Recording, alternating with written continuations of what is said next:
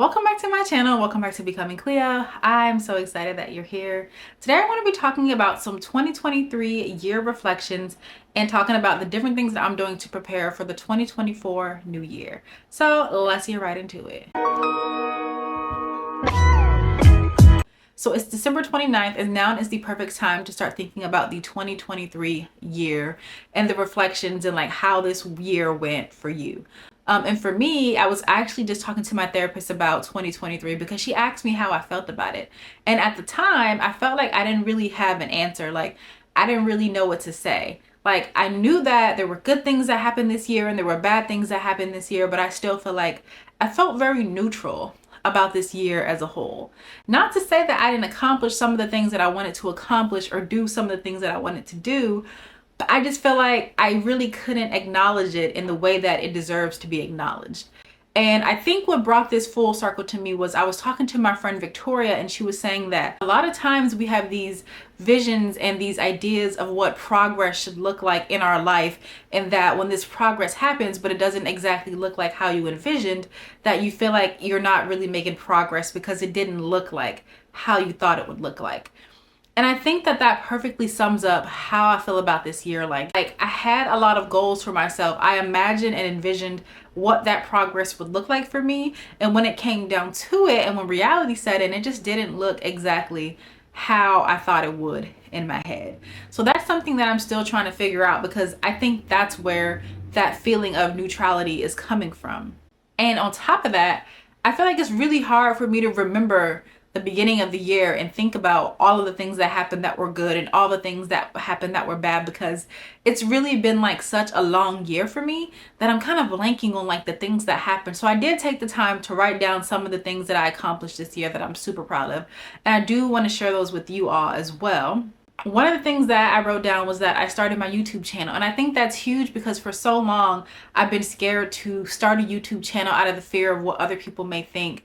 And I've just been dealing with like the anxieties of people that know me in real life watching my channel. So I think the fact that I was actually able to start this channel and to be consistently posting videos is something to be proud of. So that's the first thing that I'm going to acknowledge, because y'all are literally watching this video on YouTube right now, which is still crazy to me. The second thing is I started therapy again. So I started therapy in January of 2023, but that just didn't go well for me because of my insurance and the whole fiasco with that. And so starting therapy again, but then finding a Black woman therapist that I really like, that I feel like has actually been helping me, is also a really big deal, because I really wanted to get back into therapy because there were some things that I wanted to talk about that I didn't necessarily feel ready to talk about in the previous year. So I'm gonna highlight that one too, because where I live at, there's not a lot of Black therapists out here, especially Black women therapists. So the fact that I found her, like, it was divine timing. Third thing is I made 2 new friends this year.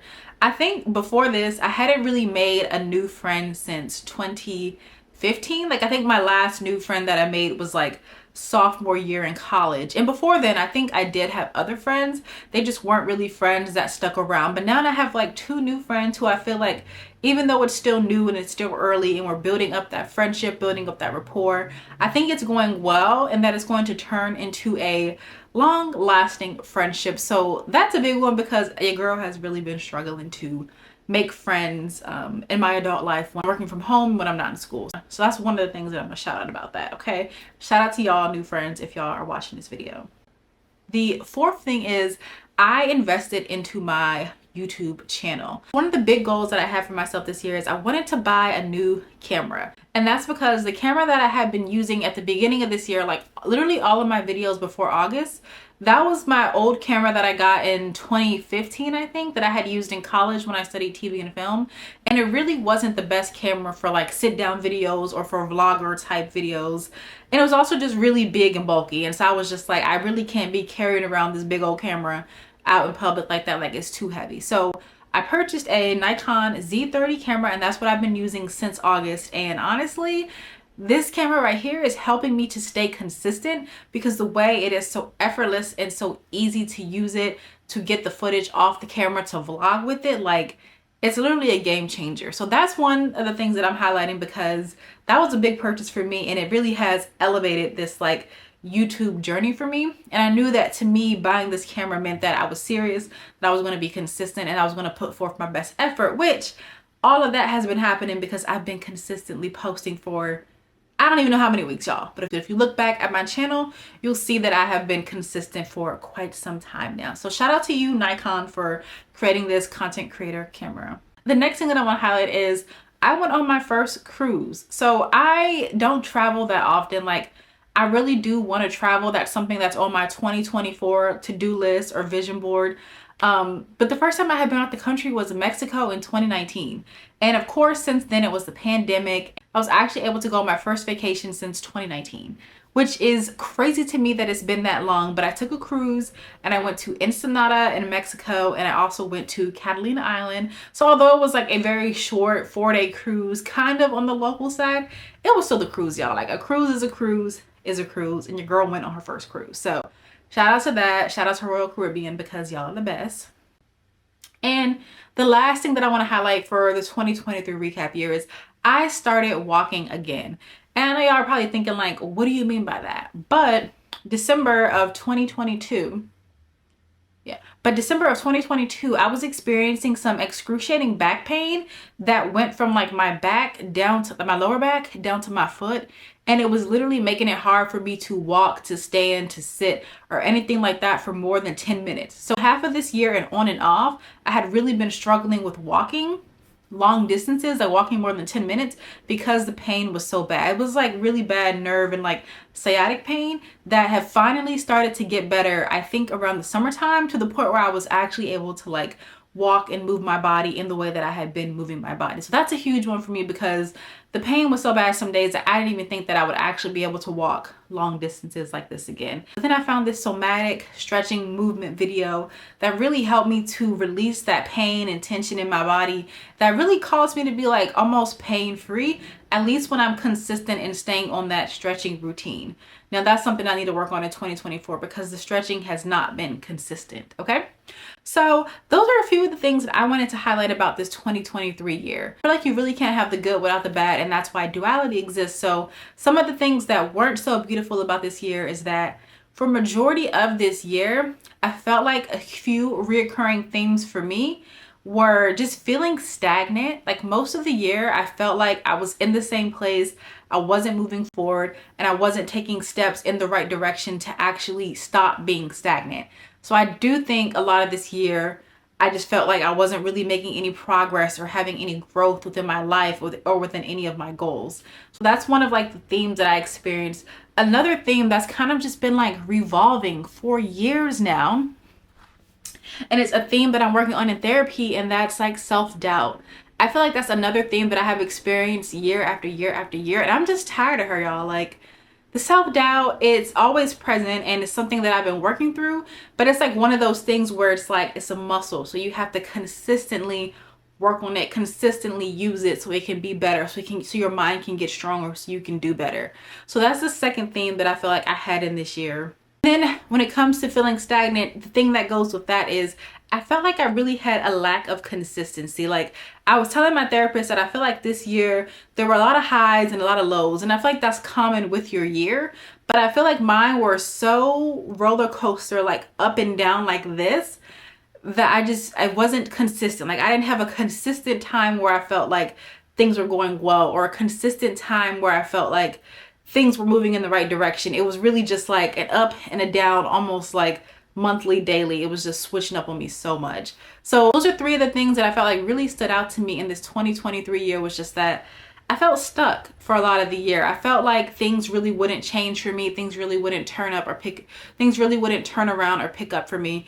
And I think a huge part of that feeling stuck and getting out of it, because I no longer feel as stuck as before, and I think I just contribute that to being in therapy and talking to my therapist about the fact that I feel stuck and what I feel stuck about, and working through that and those feelings with her. So shout out to her again, because girl is not feeling that stuck anymore.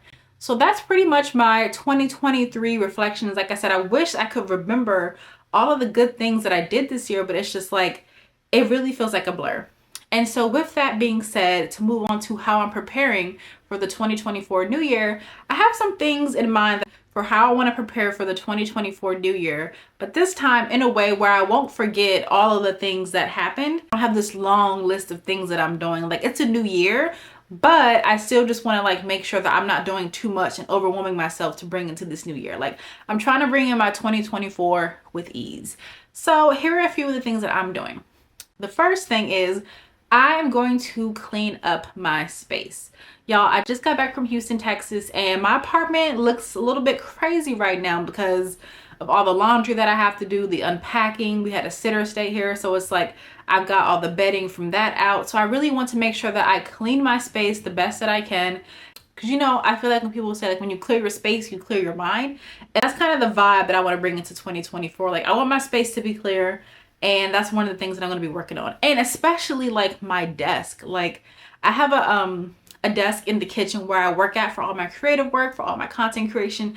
And that desk has also been looking a mess. And because I'm going to be sitting there stationary, working on all this stuff, editing videos, I'm going to clean my desk, get some organizers, and literally make my desk look beautiful and just organized so I can really get into like the routine and almost have like a ritual when it comes to like working on content creation. The second thing that I'm doing is I am going to be using a planner.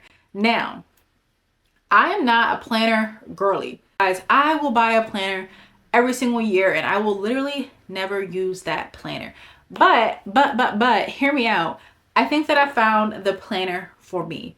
So you may know her, but I watch Erin on Demand and I love Erin on Demand's content. And she just released her top 3 planner notebook for people that are scatterbrained and for people that just have a hard time getting things done, like the procrastinators like myself. So I ordered me a top 3 notebook right here. Okay, I'm gonna show you guys a little bit about what's in it. If you're like me and you have a hard time staying organized and you're a procrastinator, this planner, it might be able to help you. The planner is super simple and it's from Erin on Demand's company called Simplement, which is really just about like making things simple. And that's what I need. Like, I can't have the planner that's got like the budget, the grocery list, the to-do list. Like, it has to be one thing for me. So the planner starts out with 3 goals for the month. You just got your top 3 goals. Like I said, it's called the top 3. So you've got your 3 goals for the month. Then it's not a dated calendar. So you have your month here. You can fill in the month, like what month it is. Fill in the numbers of the month and write down your important information, like your appointments and dates and things like that. And this part, it breaks it down into weekly. So the weekly, you've got your top meeting, your priorities, the tasks that you need to accomplish, the different days here, your reward, the different days here, other tasks, your reward of the week. And I think that's really helpful because you can use your monthly list to break down your weekly list and then break down your daily list. So after that, you've got your top 3 for the day. 3 big things that you want to do this day. You can map out the time using this timetable here. Write down some other tasks after you finish your big 3 if you want to do that, and then your reward of the day. And that's pretty much the structure of the planner. Like, once you do your weekly and you plan like at the beginning of the week, you then just do your daily tasks. And for me, that's really helpful. Like, focusing on 3 things a day, that's something that I could do. Anything over 3, I'm just like, it's probably not going to get done. So I'm going to be using this planner right here. It's a 6-month planner. She also has like a different color. I think the color is called taupe, I think. I'll put her link in the description bar so you guys can check out her planners if you're interested in them. But it's 6 months because she's like, girl, y'all know y'all never finished a planner before. So let's start with 6 months. So I have this one. I'm going to vow to myself to actually finish this planner and then buy the next one. That way when June hits, I can have my new planner and just complete the year and finish that out strong. Third thing that I'm going to be doing this year is leaning on community. So I was talking to my friend Victoria and I was like, you know how the new year comes and you're super excited and you set all these goals. Like, think about the people that have these New Year's resolutions to go to the gym and they're really active and like in the gym for like maybe January and maybe February, and after that they fall off. Like, the excitement of the new year wears off, the motivation kind of like dwindles down. And I was asking her, like, what do you do in those times where you feel like your motivation and your discipline are both like depleting? And one of the things that we talked about was that community is a huge help for us for bringing up that energy, for bringing up that motivation, and then for also just talking to people who are doing similar things that you're doing. So in this 2024 new year, I definitely plan to lean on my community a lot more. That's like talking to friends, calling them, scheduling dates, FaceTimes, scheduling like meetups or whatever that looks like. I'm definitely going to be talking to my people more. Because Because even just like after having that conversation with my friend, I could feel a difference in myself. Like I could feel that I felt excited about the new year. I felt understood and I felt like I could relate to her. And I think that that's something that's going to help carry me into this next new year. It's just like being around those type of people that excite you, that people that elevate you, and people that want you to do better. So I think community is going to be super, super huge for me in 2024. Plus, I just always have love community so much that I think that really making sure that that's at the forefront is going to help me to continue out strong and to continue to just doing what I love to do and to just leaning on them for support and vice versa. The fourth thing that I'm going to be doing is making a vision board. So guys, this video was supposed to be me sitting down and talking to you guys and making a vision board together. But then y'all, like, I went to the dollar store and I got my board and I got my glue and I got some tape and I was like, all right, we're going to like buy some magazines and we're going to make this vision board together, like a little party.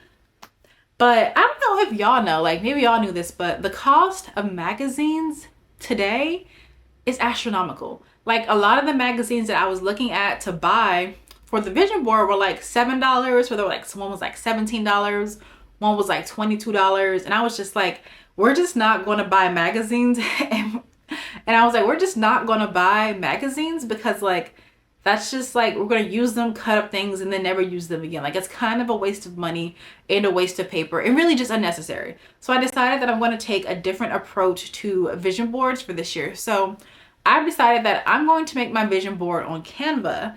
And then from that, I'm going to actually get that vision board printed out at like a Staples or like an Office Depot. I'm going to make a vision board on Canva. I'm going to print it out probably on like that poster board-y material. Have it be a little bit bigger than a piece of paper, maybe like 2 pieces of paper next to each other.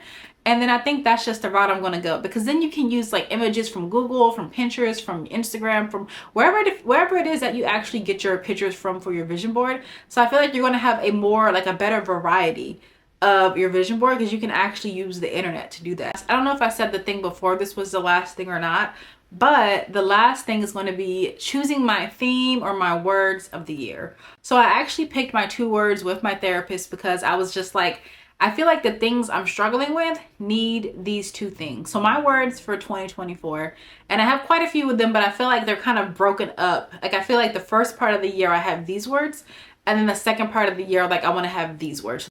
So the very first words is going to be confidence and consistency.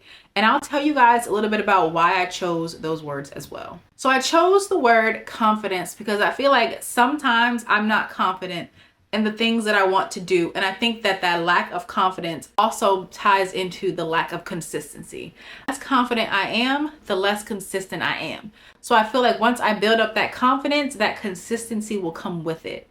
And I feel like once that confidence and consistency comes, then we can move on to my other 2 words of the year. But those are my first 2 words, confidence and consistency, because I feel like that confidence part is going to help with the self-doubt that I have been experiencing.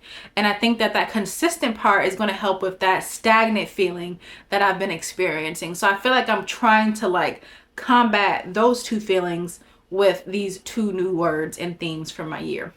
Now, the next 2 words that I wrote down were intentional and ease. So my thinking behind this is like, take the first half of the year to build up that confidence and to build up that consistency so that in the next half of the year, you can be more intentional and experience more ease. It's almost like a this plus this equals that kind of thing. I also think that ease and intention also fit with the confidence and consistency words, but I feel like it's like a subcategory. Like I feel like my first 2 words are confidence and consistency, and then after that it's intention and ease.